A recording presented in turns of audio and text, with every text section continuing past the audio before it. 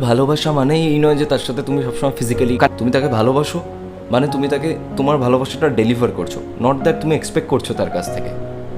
সে যদি তোমাকে পছন্দ না করে, নাই করতে পারে, এটা তার চয়েস।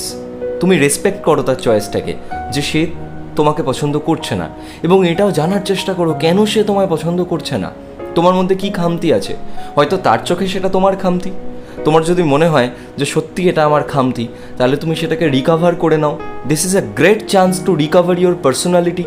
টাকা পয়সা বাড়ি গাড়ি এগুলোর থেকেও বেশি যেটা বড় ব্যাপার সেটা হচ্ছে পার্সোনালিটি, যেটা সবাইকে অ্যাট্রাক্ট করে অনেক বেশি।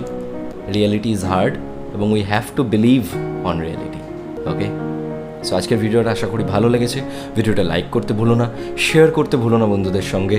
এই কমেন্ট সেকশনে আমি একটা চ্যানেলের লিঙ্ক দিয়েছি, আমার ভূতের গল্প বলার চ্যানেল। সো যারা ভূত প্রেমী তারা গিয়ে সাবস্ক্রাইব করতে পারো। আশা করি সমাধান পেয়েছো।